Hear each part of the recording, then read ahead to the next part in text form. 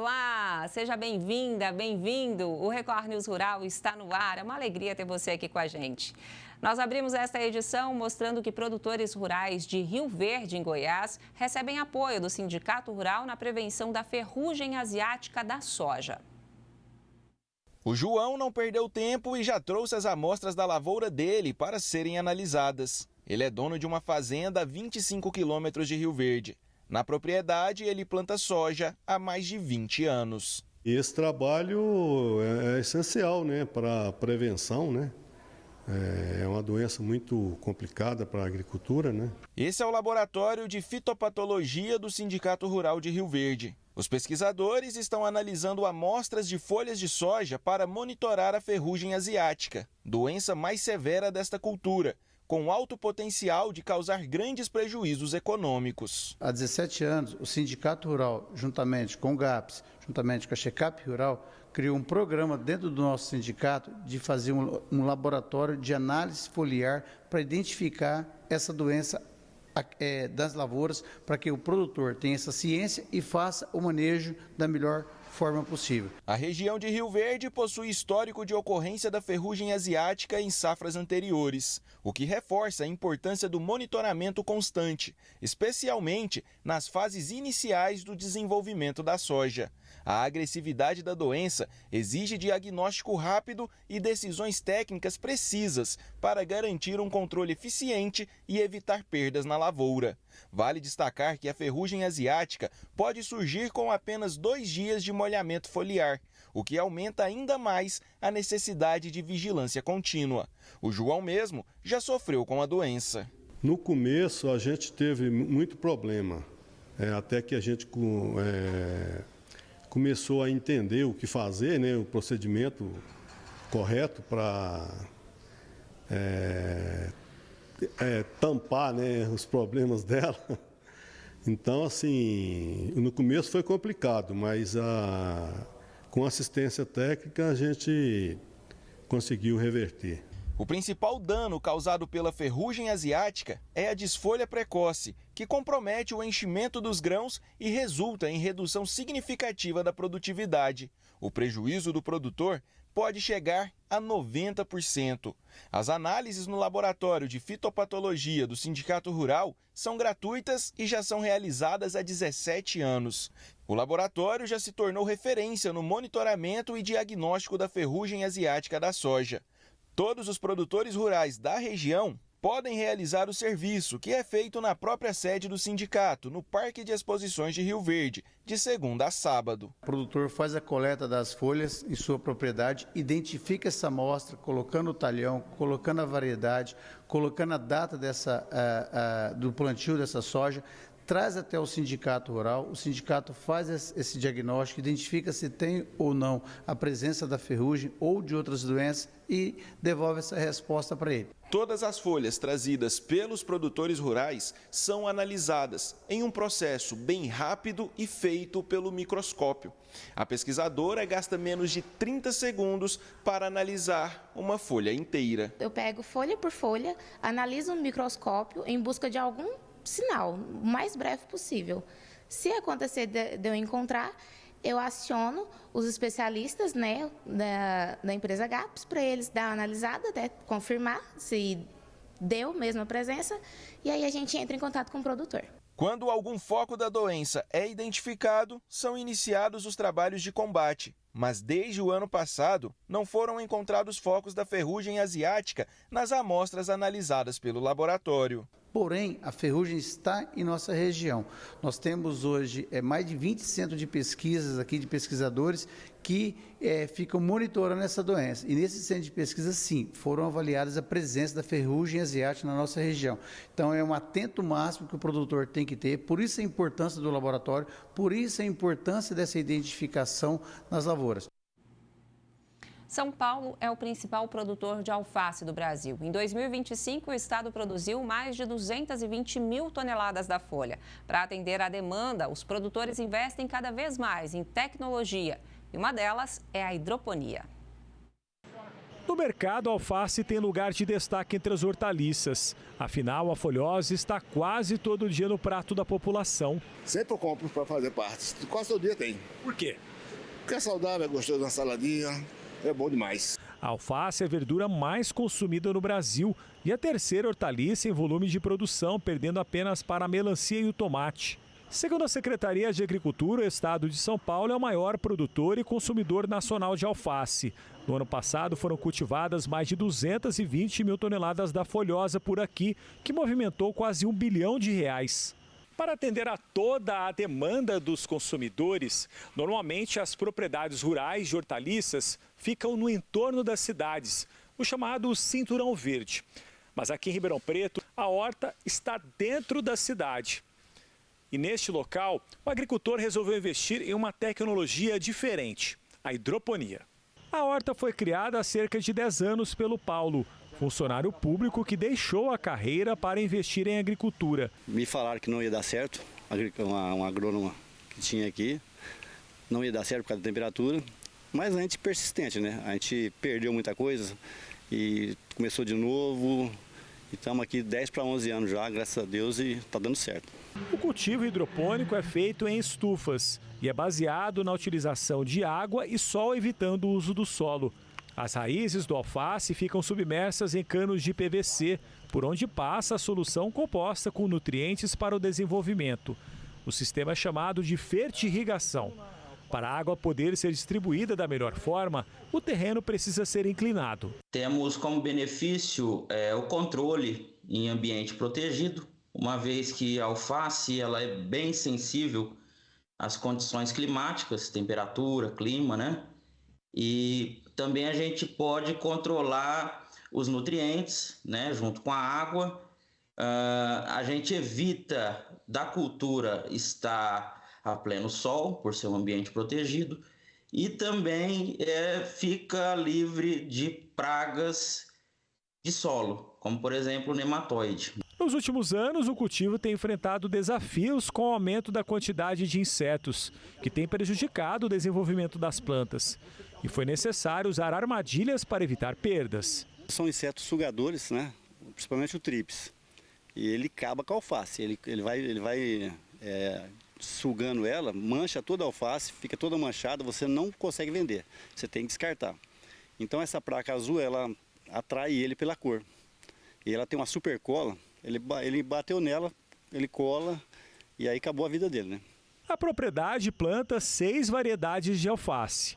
A crespa é a que tem mais saída e a brunella é a novidade. É preciso esperar 40 dias para poder fazer a colheita dela, 10 a mais que os outros tipos. A sensibilidade de todas ao calor é grande e para controlar a temperatura são usadas telas. Ela baixa a temperatura até uns 10 graus. Com tudo isso, os custos aumentam, foi preciso incrementar a produtividade e repassar parte do valor para o consumidor. 10 anos atrás, uma unidade de alface era vendida por R$ 2,00. Hoje está em R$ 6,00. A diferença é que quem compra em hidroponia consegue este valor durante todo o ano. No mercado depende da oferta e enfrenta oscilações. O local comercializa em média todos os meses 4.000 maços formados por 2 pés da verdura. Por que hidroponia é interessante? Porque o rapaz está apanhando agora. Ele está apanhando agora, com 2 minutos está aqui, está fresquinho. Só leva para casa, já come? É normal, já vai usar hoje mesmo. A atual safra mundial de trigo deve atingir número recorde. Entenda. A produção de trigo da safra 2025-2026 deve atingir número recorde, segundo informações divulgadas pela equipe do Centro de Estudos Avançados em Economia Aplicada, o CEPEA. De acordo com os pesquisadores, com base nos dados do Departamento de Agricultura dos Estados Unidos, a safra mundial deve ultrapassar em mais de 42 milhões de toneladas a da temporada anterior. A previsão é que a produção atinja mundialmente pouco mais de 842 milhões de toneladas, com consumo estimado em 823 milhões de toneladas. Aqui no Brasil, o panorama também deve ser positivo, mesmo com as baixas em estoque, consumo e exportação. Segundo a Conab, o estoque de passagem deve fechar com o maior nível desde julho de 2019. A produção brasileira de trigo fechou em 7.800.000 toneladas em 2025. O preço médio do açúcar cristal branco acumula queda pela terceira semana consecutiva. Entre os dias 12 e 19 de janeiro, o indicador CPEA em São Paulo foi de R$ 105,94 a saca de 50 quilos, uma queda de 1,44% frente ao período anterior. O Centro de Pesquisas indica que a pressão está associada à maior participação de açúcar de menor qualidade nas negociações. Ou seja, a redução nos preços reflete mais a qualidade dos lotes comercializados do que uma desaceleração na demanda. No mercado internacional, dados analisados pelo CPEA apontam que as expectativas de superávit global acima de 2 milhões de toneladas na safra 2025-26 pressionaram os mercados futuros na Bolsa de Nova York. Por outro lado, as primeiras estimativas de menor produção brasileira de açúcar em 2026-27 limitaram as quedas. A diminuição do ritmo da safra do tomate e a menor produtividade fazem os preços subirem. Na última semana, os preços médios do tomate longa-vida 3A apresentaram uma variação de 15,8% até 51,6%, dependendo da região. A maior alta foi em Belo Horizonte, com a caixa sendo comercializada por R$ 108,66. O menor valor foi encontrado no Atacado de São Paulo, com a caixa chegando a R$ 88. Segundo pesquisadores, a alta em todos os atacados é resultado da menor oferta de tomates de qualidade nas praças produtoras, reflexo das chuvas e do calor excessivo. Além disso, o CPEA indica que algumas regiões que estavam em pico de produção da primeira parte da safra de verão, entre dezembro e a primeira semana de janeiro, desaceleraram a oferta. Agricultores da região metropolitana do Recife apostaram no cultivo da pitaia. A fruta, que é bastante rica em nutrientes, apresentou bom desenvolvimento no solo da região. A pitaia é originária da América Central e do México, mais especificamente das regiões tropicais e subtropicais. A fruta é da família Cactaceae e é típica de regiões de clima quente. A estrutura lembra o famoso mandacaru visto nas regiões do Agreste. E não é à toa, pois ambos pertencem à mesma família.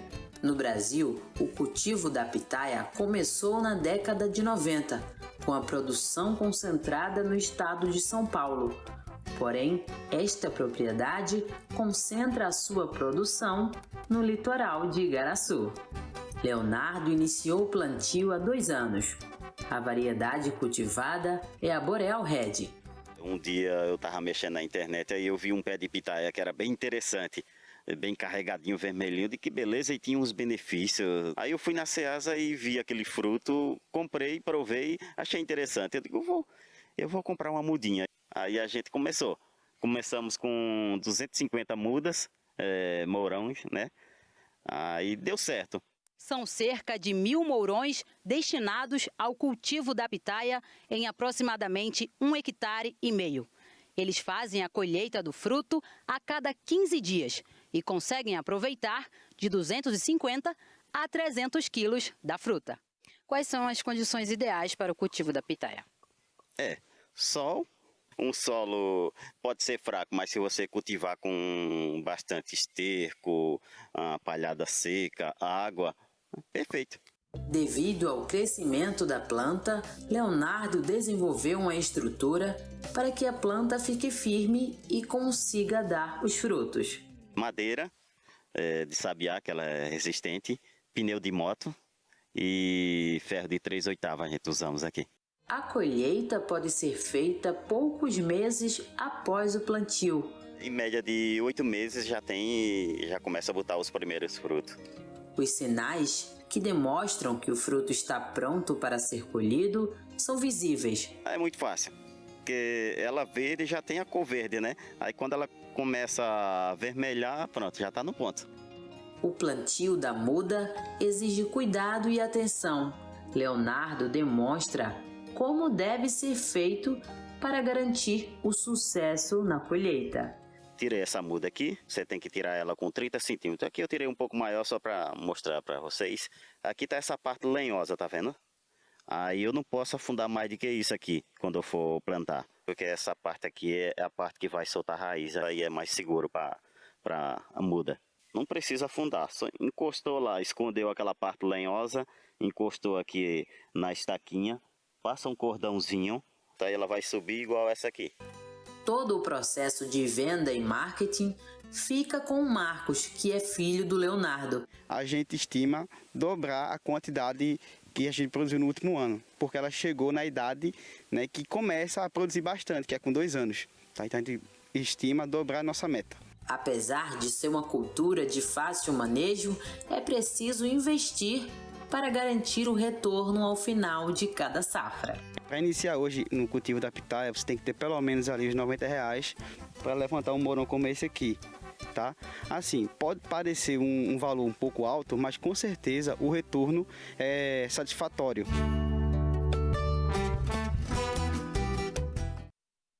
Produtores de uva em Goiás usam a técnica da dupla poda para cultivar a fruta. Como a região tem um clima quente, é possível fazer a colheita em qualquer época do ano.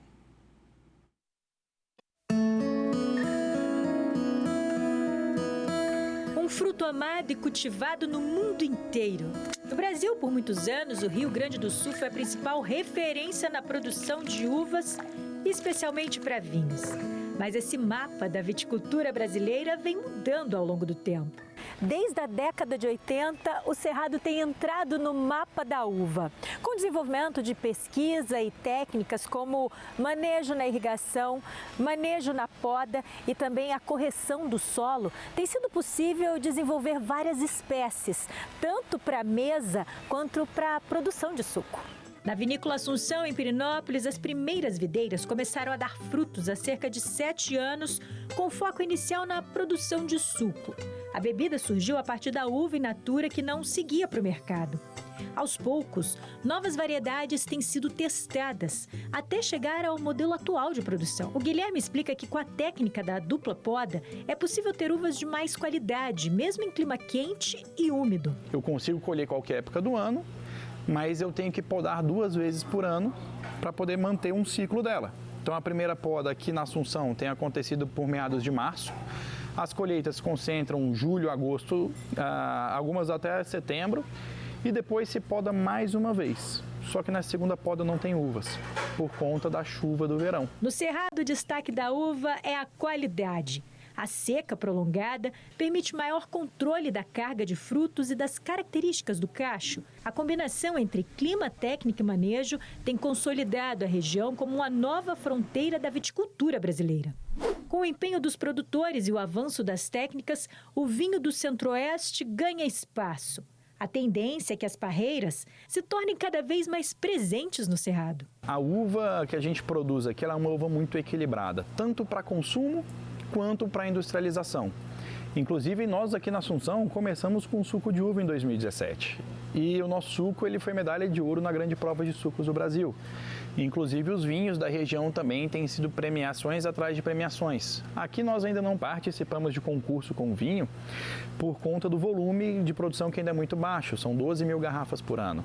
O suco de uva já são 40 mil garrafas. E eu não tenho o acúmulo de safra. Então, todo ano eu vendo toda a minha produção e ainda falta no mercado. Então, isso mostra que, de fato, a qualidade de vinhos e suco de uva da região é inigualável. Imagens lindíssimas, inclusive. Vamos conferir agora como fica a previsão do tempo para esta quarta-feira em todo o Brasil.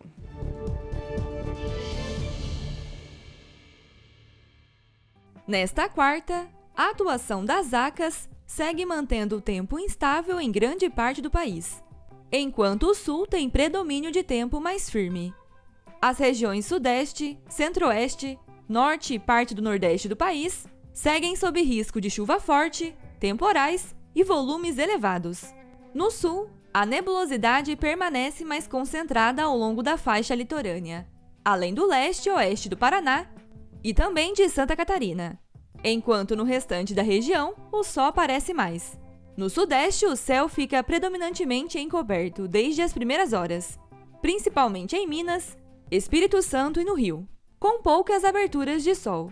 Em São Paulo, a maior variação de nuvens, com aumento de nebulosidade ao longo do dia, principalmente no leste do estado. Já na região central do país, além do norte e nordeste, nuvens mais carregadas, enquanto em Mato Grosso do Sul, o dia deve seguir com tempo mais firme na maior parte do estado. No sul do país, a previsão de chuva mais fraca no litoral e no leste do Paraná e de Santa Catarina. E à tarde também pode chover de maneira mais isolada e fraca no norte gaúcho e no interior catarinense. A atuação das ACAS mantém chuva forte desde cedo em Minas, Espírito Santo e no norte do Rio, com risco de temporais e volumes elevados, principalmente no leste mineiro e em grande parte do estado capixaba, onde a situação é de perigo. No litoral e leste de São Paulo, a infiltração marítima favorece chuva ao longo do dia. E em áreas do norte, interior e nordeste paulista, há chance de pancadas mais isoladas. As ACAS também mantêm chuva persistente desde a madrugada, no centro-norte de Mato Grosso, Goiás e Distrito Federal, ganhando força à tarde. E há risco de temporais. E no norte de Mato Grosso do Sul, também pode chover mais forte, enquanto no restante do estado, o tempo fica mais aberto.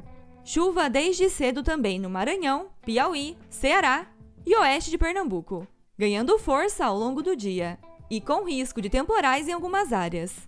No centro-sul e oeste da Bahia, a atuação do sistema reforça as pancadas de chuva mais fortes à tarde, com potencial para temporais em grande parte do estado, enquanto entre a faixa litorânea de Pernambuco e Rio Grande do Norte, chove de maneira moderada.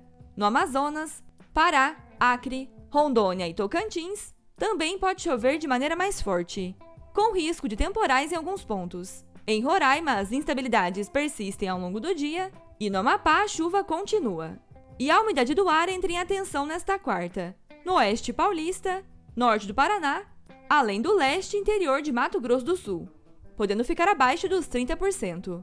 E em relação às temperaturas para esta quarta, máximas de 21 graus em São Paulo, 23 em Belo Horizonte e em Curitiba, 25 no Rio de Janeiro, 27 em Porto Alegre e até 30 graus em Salvador e também em Campo Grande. A moagem do cacau recuou mais de 14% em 2025.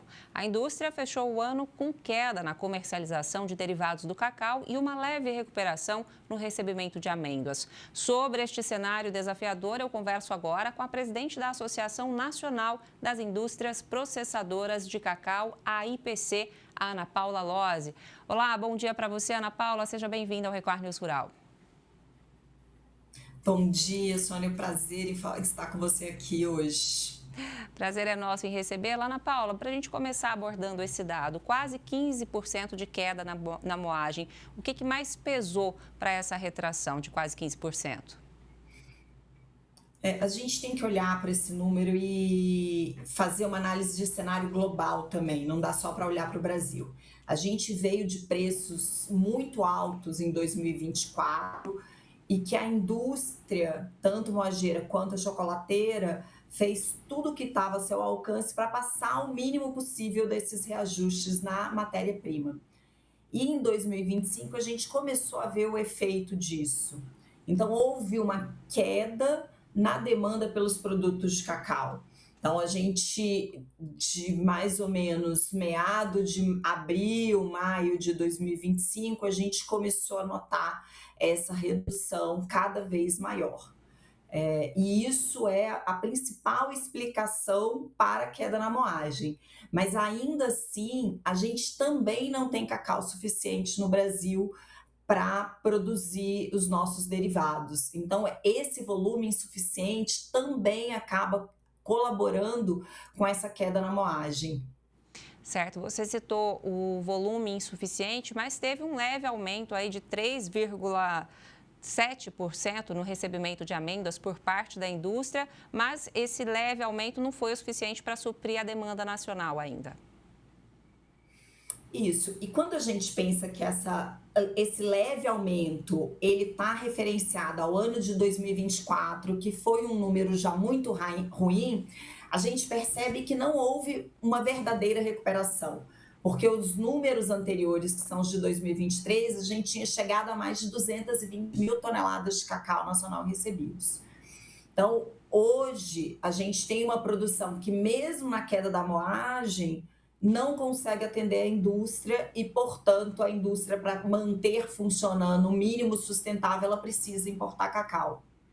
Precisa importar. Falando ainda do recebimento, Ana Paula, para a gente falar do cenário aqui dos produtores brasileiros, Bahia, Espírito Santo e Rondônia avançaram, mas o Pará recuou. O que explica esse desempenho desigual entre os estados produtores?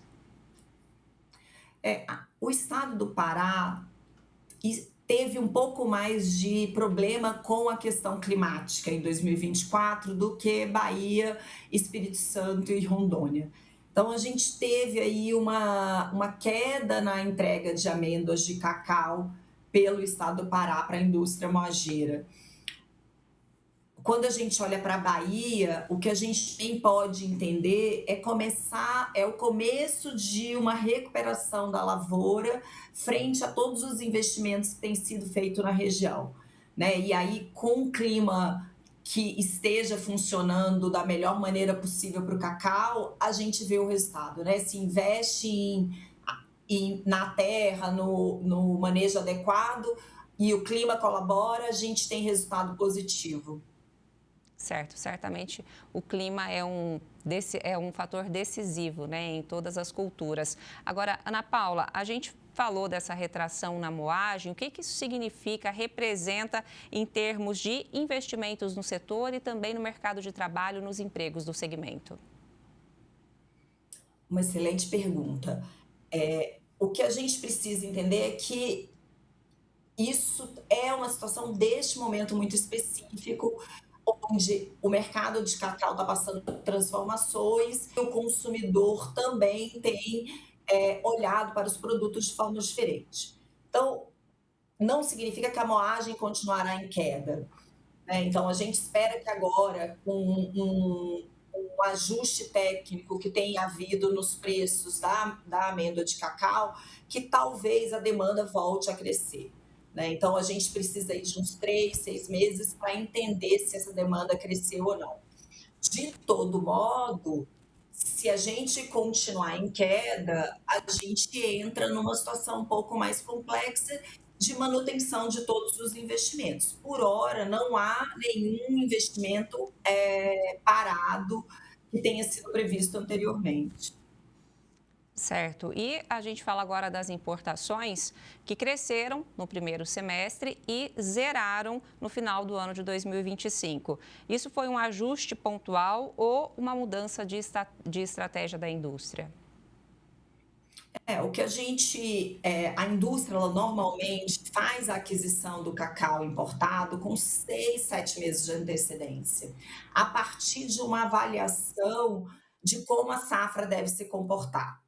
Então, às vezes, é necessário fazer ajuste no meio do caminho quando há queda na demanda ou há uma safra local melhor, né? Então, a depender do momento que esse ajuste é necessário, é viável ou suspender a importação ou reduzir volume importado. Então, a indústria está sempre muito atenta ao cenário para tomar a melhor decisão possível. Ana Paula, e a retirada do tarifaço dos Estados Unidos foi decisiva para as exportações. O setor ainda está vulnerável a novas barreiras comerciais que possam surgir?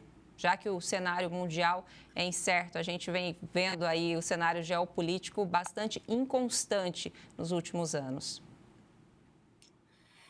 A gente tem uma concentração de exportação em alguns mercados. Alguns aqui do Mercosul, que tendem a ter menos instabilidade em termos de tarifa, né? Porque a gente tem um acordo, mas realmente os Estados Unidos passa a ser um mercado instável quanto a isso, né? A gente não sabe, não dá para prever se vai ou não haver novas tarifas no futuro.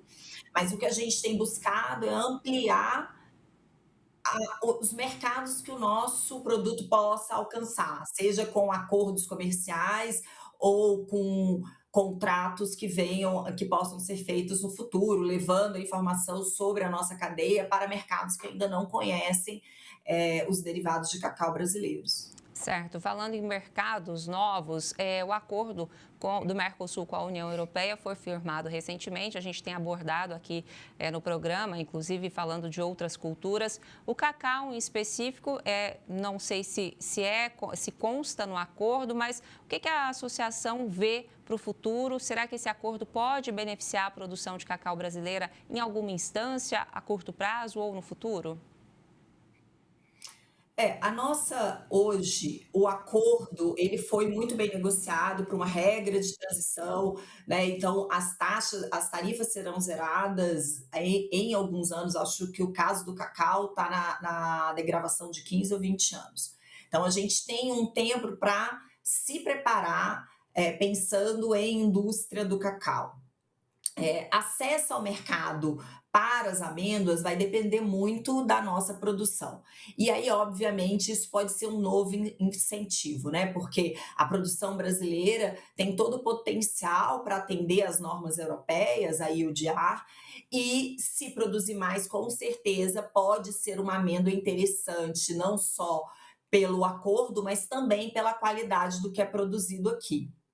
Boas perspectivas, então. E falando em perspectivas, Ana Paula, qual é a perspectiva de uma forma geral para o mercado no Brasil em 2026, frente a essa queda que registrou nos últimos 2 anos? Com certeza, esse 2026 ainda será desafiador. Eu acho que a gente ainda tem uma instabilidade no mercado global e que isso reflete no mercado local.